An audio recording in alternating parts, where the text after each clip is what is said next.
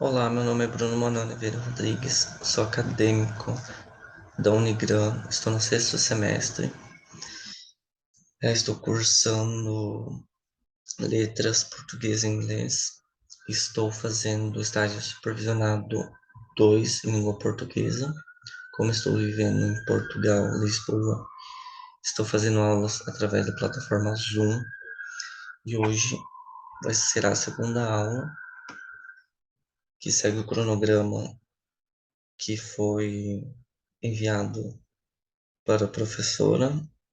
Hoje será sobre fábula. Então, eu irei compartilhar a tela do meu computador para a gente dar início.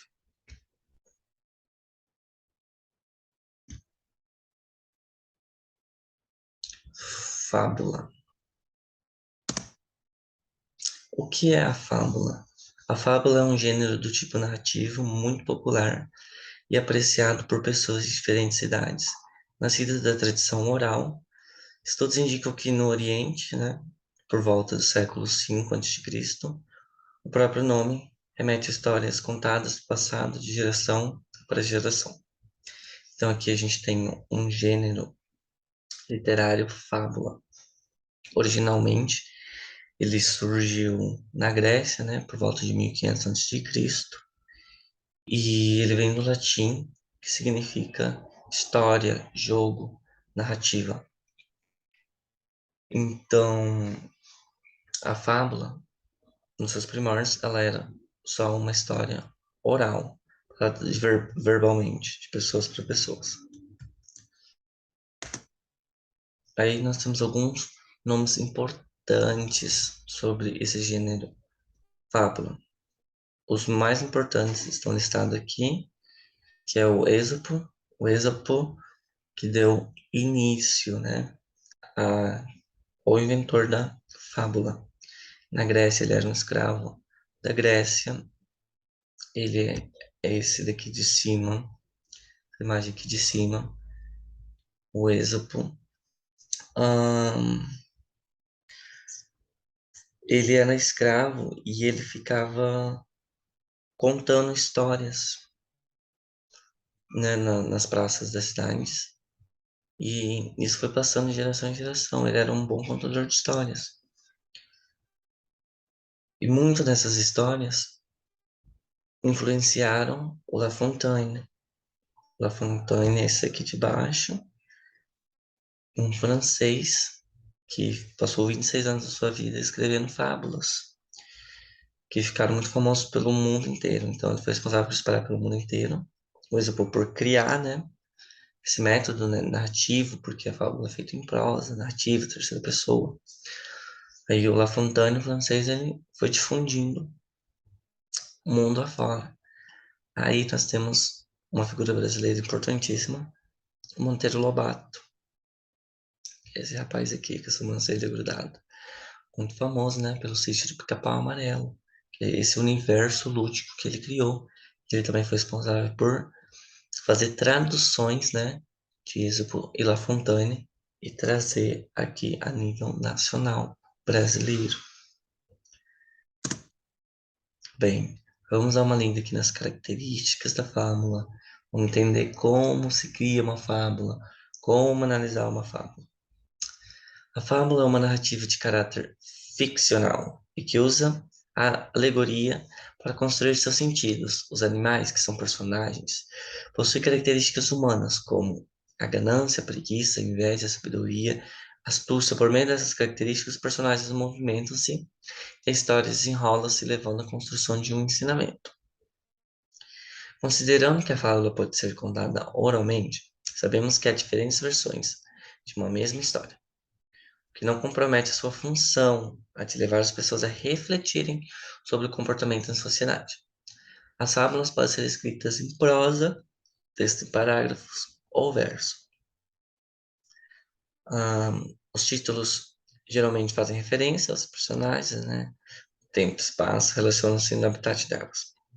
A linguagem é simples, objetiva, direta, pode haver diálogos de presença de discurso. Resumindo, então, a narrativa ela é de caráter ficcional. Então, para que a gente vai usar a fábula? A fábula geralmente ela é usada para a gente dar uma lição de moral. A gente consegue extrair um ensinamento da fábula. Então temos um muito famoso, eu até coloquei aqui. Deixa eu me minimizar aqui para vocês verem. Ahn, aqui. Quem não conhece a fábula da formiga e da cigarra, né? Então a gente consegue ter um ensinamento através disso. É, como os personagens são animais, cada animal vai representar alguma coisa. Como eu disse aqui, um pode representar preguiça, pode representar inveja, sabedoria, rapidez, astúcia. Então a gente vai relacionar esses personagens que são animais, quase sempre são animais. E eles vão ter um certo comportamento, a gente consegue tirar uma lição disso. Aí, como diz aqui que ela é oral, então lá em Êxodo, de Êxodo para La Fontaine já mudou um pouco. Aí de La Fontaine para o Monteiro Lobato já mudou um pouco, porque nós temos originalmente a história da cigarra e da formiga, né? Que a formiga trabalha o verão inteiro, enquanto a cigarra só fica lá cantando, cantando, cantando, e quando o inverno chega, as formigas estão preparadas, né? Porque trabalharam o verão inteiro, tem comida, tem um local. A cigarra fica desesperada, bate na porta delas e fala, né? Que, que não tem o que comer, que tá com frio. Aí a formiga abre a porta e fala o que você fez no verão inteiro. Ele fala, cantei. Aí a formiga fala, pois agora dance. Então é ela que se vire, né? Não trabalhou, então não vai ter o que comer.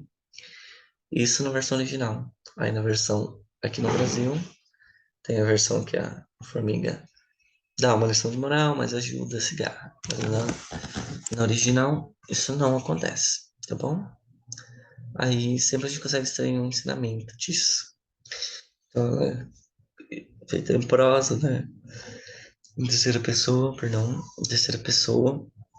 E é uma linguagem simples que a gente usa, né? Objetiva, direta. E pode haver diálogo, né? Sempre há diálogo entre um personagem e outro.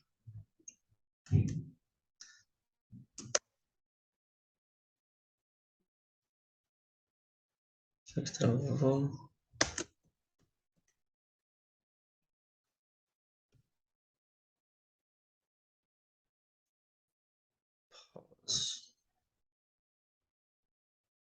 Ah,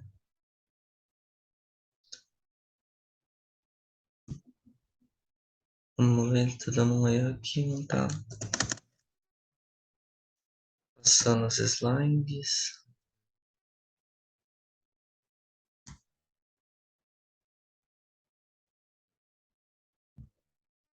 Ah, deixa eu ver aqui.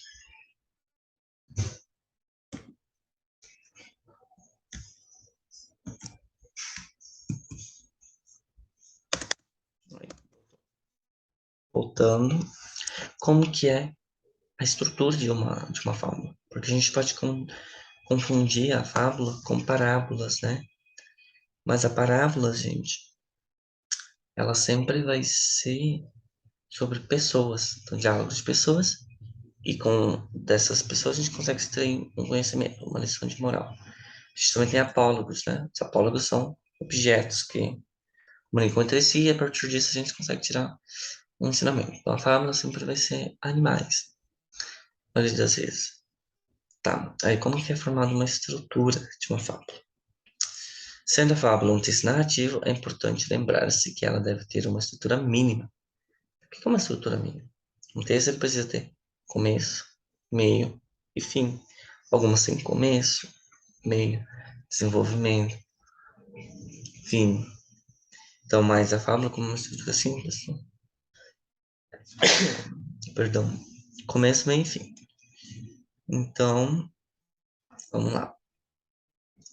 Ah, no início, apresentamos o personagem e a situação. Então, na fábula, a gente vai apresentar quem são os personagens e que em situação elas estão inseridas. Logo após, a gente vai ver exemplos.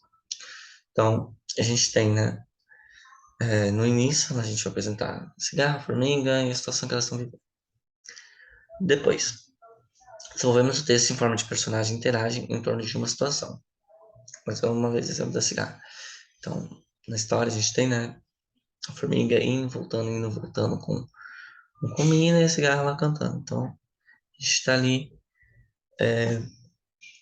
mostrando a situação. Por fim, criamos um final surpreendente, que gere a reflexão dos leitores sobre o ensinamento, uma moral, o qual aparece no final do texto, geralmente.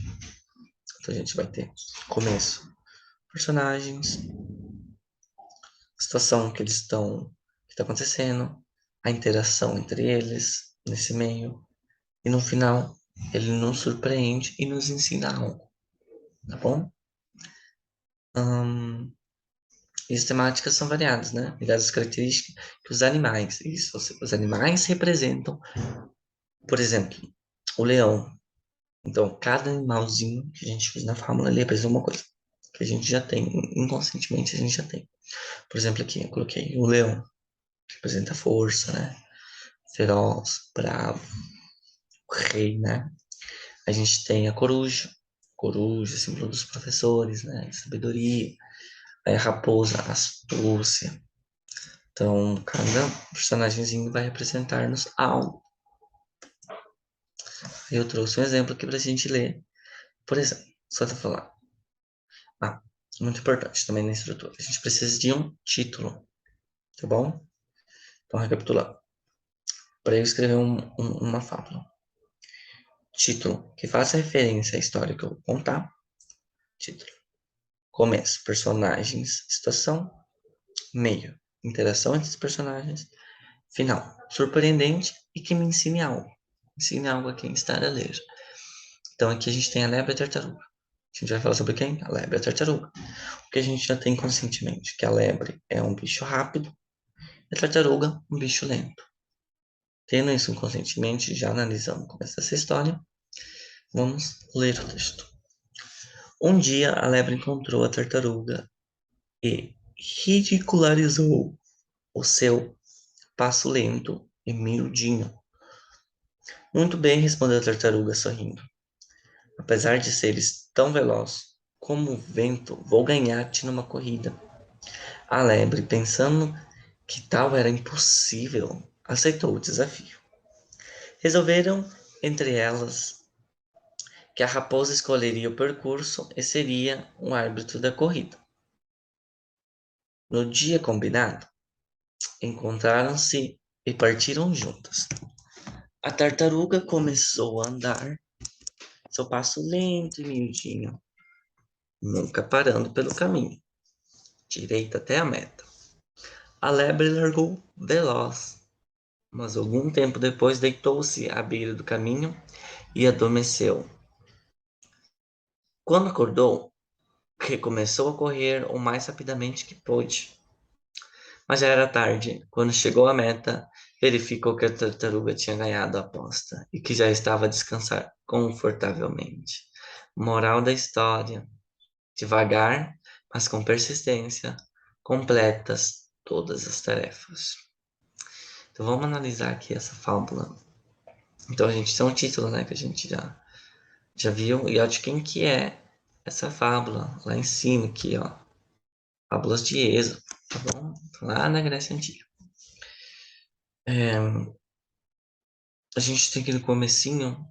Um dia a lebre encontrou a tartaruga e retrocusou pelo seu passo lento. Miudinho, né? Lento miudinho. Então aqui a gente já tem o nosso começo. A gente mostrou os personagens, né? A lebre e a tartaruga. Muito bem, responde a tartaruga. Então é interação entre os personagens. Aí a tartaruga começou a andar no seu passo lento, miudinho, nunca parando pelo caminho. Então ela está mostrando ali, né, a situação que eles estão, o local que eles estão, a interação entre eles. Aí no finalzinho a gente tem ali que quando chegou a meta verificou que a tartaruga tinha ganho a aposta. Então foi surpreendente isso, né? Como uma tartaruga vai ganhar de uma lebre? Então a gente tem o fim aí, e aí a gente tem a moral da história. Nós temos a moral da história. devagar, mas com persistência para todas as tarefas. Então nos ensina algo. Para a próxima. Raposa e as uvas, mais umas de Êxodo, tá bom? Uma raposa esfomeada passou por uma latada e viu uns cachos de uva muito apetitosos. Estas uvas parecem muito suculentas, pensou ela. Tenho que as comer. Tentou apanhá-las, saltando o mais alto que pôde, mas em vão, porque as uvas estavam fora de seu alcance. Então desistiu e afastou-se, fingindo-se desinteressada, exclamou: Pensei que estavam maduras, mas veja agora que ainda estão muito verdes. Moral da história: não te enganes a ti mesmo se as coisas não correrem como desejas. Então, aqui a gente tem toda aquela estrutura, né? O título, Raposa e as Uvas. Então, a uva não é um animal, mas tem um animal inserido ali que é a raposa. Então, no comecinho, né? A raposa esfomeada e os cachos de uva. Você já apresentou os personagens. Depois, a interação entre eles. E no finalzinho, foi surpreendente que ela não conseguiu alcançar, né? Um, uma raposa, que é um animal astucioso, né? Aí a moral da história: não engane este mesmo, só porque você não conseguiu alguma coisa. Ai, nem queria mesmo. Então isso nos ensina. Temos que ter persistência, igual a nossa amiga tartaruga. Não desistir diante das dificuldades. Aí, agora a gente vai fazer uma atividade no Word, que é uma interpretação de uma atividade, tá bom? Aí eu vou compartilhar agora o meu Word. Deixa eu conseguir sair daqui.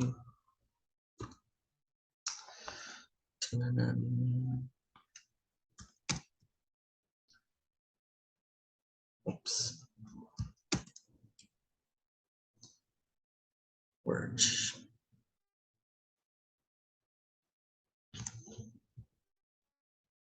Ai, tô aqui, vou dar uma apagada no rosto, porque aí quem estiver assistindo pode tirar um print ou algo assim, para eu ler. Vamos lá. Leia com muita atenção a fábula a seguir.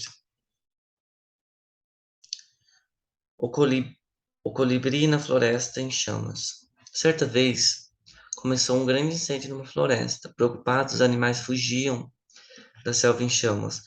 Quando todos se encontraram em um lugar seguro, bem distante no fogo, ficaram apenas olhando. Eles sentiam que nada podiam fazer, pois o incêndio era enorme. No entanto, um pequeno colibri decidiu que tentaria apagar o fogo. O pássaro foi até o rio próximo.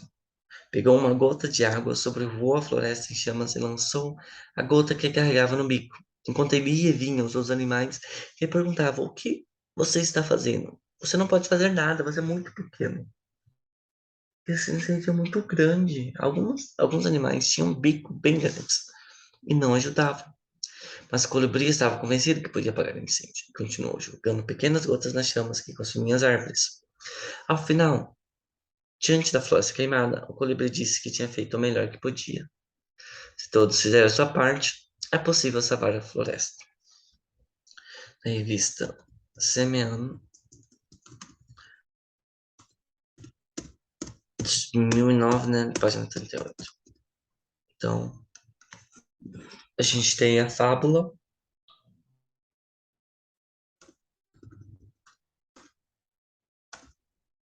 Aqui sobre o colibri, né, que é temos o título, né, Colibri na Floresta em Chamas. Então, temos aí o título, temos na apresentação dos personagens, a interação entre eles, final surpreendente e uma lição de moral. Então, bora lá. Eu vou falar, vocês preenchem, não vou preencher aqui. A fábula se caracteriza por apresentar como personagens animais, porém o comportamento deles são relativos aos seres humanos, né? Então, uma raposa pode identificar, representar a astúcia, o leão a força, a tartaruga pode representar, né, a preguiça ou algo assim, alguma coisa devagar. Então, são comportamentos relativos aos seres humanos. Ahn, Identifique os personagens da fábula e os tipos de pessoas que eles representam. Então, quais são os personagens? A gente tem o colibri, né? Que quem que ele vai representar? Ele representa, né, uma pessoa que não mede esforços para fazer a parte dele. Então, ele gosta, seria uma pessoa que cuida, né, do que pertence a todo mundo. Então, ele se importa com as pessoas. Mas já os outros pássaros, né, eles vão simbolizar aquelas pessoas que somente enxergam obstáculos e não fazem nada para poder mudar a situação que estão vivendo, não acham solução, só querem reclamar e ver um problema e eles não tentam resolver, porque pensam que o problema é maior do que a capacidade deles. Então, é isso, o colibri vai apresentar essa pessoa que está sempre se esforçando para o bem comum a todos. Identifique a moral da história. Então, a moral da história, ó, a gente consegue ver aqui. Ó, se todos fizerem sua parte, é possível salvar a floresta, né? Afinal, diante da floresta queimada, o colibri disse que tinha o melhor que podia. Aí a gente tem a lição de moral ali, né? Se todos fizerem sua parte, é possível salvar a floresta. Então, a moral é essa. Tipo assim, perdão pelo palavreado. É, a moral da história seria isso. A gente ver um problema e buscar uma solução. E não apenas enxergar o obstáculo em que estamos. Então, a persistência, né? A lição de moral seria cada um fazer a sua parte para resolver uma solução. Sempre buscar uma solução, não importa quão grande é esse problema. Aí temos a questão 3 que vai pedir a nós, né, para fazer uma relação entre os parágrafos. Então, a fábula se estrutura em 4 parágrafos. Identifique a finalidade de cada um deles, numerando conforme a orientação. Tá, uma, duas, três, quatro, né? Uma, duas, três, quatro. 4 parágrafos. Vamos lá. Vamos começar aqui pelas alternativas, tá? Revelar uma mensagem edificante e moral da história. Onde que a gente identifica isso? A gente identifica que no quarto parágrafo, né? Ao final, diante da floresta queimada, o colibri disse que tinha feito melhor. Se todos fizerem a sua parte, é possível salvar a floresta. Então, a primeira lacuna seria 4. Mostrar a persistência do colibri perante o fogo que destruía a floresta. Isso a gente consegue encontrar aqui no primeiro parágrafo, né? Esta vez, como são grandes sede preocupados, os animais fugindo das selvas, quando todos entraram no lugar seguro, nesse instante fogo ficaram apenas olhando. Ele sentia que nada podia fazer, o incêndio era enorme. No entanto, o pequeno colibri decidiu tentar apagar o fogo.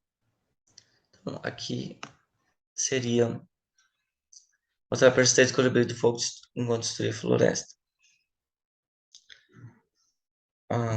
Contar a atitude de colibri diante do incêndio.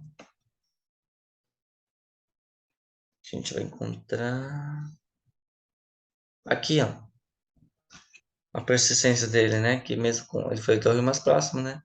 Mesmo com um bico pequenininho, uma gotinha de água, ele lançou a gota, caiu no bico sobre as chamas. Então, aí no segundo parágrafo, a gente consegue ter esse desenvolvimento.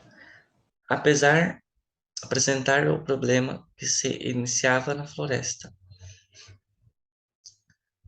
Aí no 3, né? Então, no parágrafo que sobra uma, duas. 3. Mas o colibri estava convencido que ele podia apagar o incêndio e continuou jogando pequenas gotas que atravessaram as árvores. Então, aqui mesmo, né, diante de ter o bico pequeno, ele continuou. Então, aí mostra a persistência do colibri.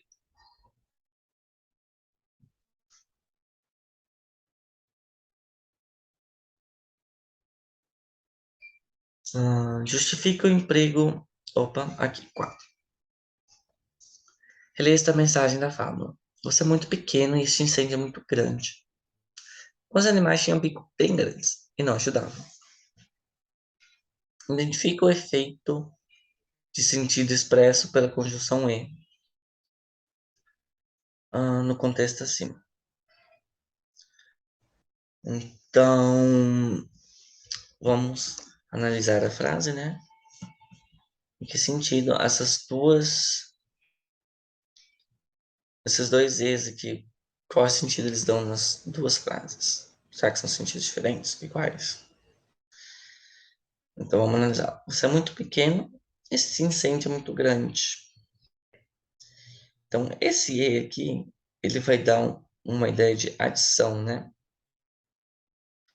Qual é que é essa adição?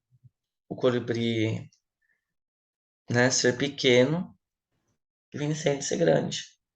Então, esse ele vai representar a adição, essa conjunção, né? A conjunção vai no primeiro, na primeira frase ela vai indicar a adição. E na segunda, alguns animais tinham bicos bem grandes e não ajudavam. Então a conjunção aí ela vai um tinha grande, um, os animais tinham bicos bem grandes e não ajudavam.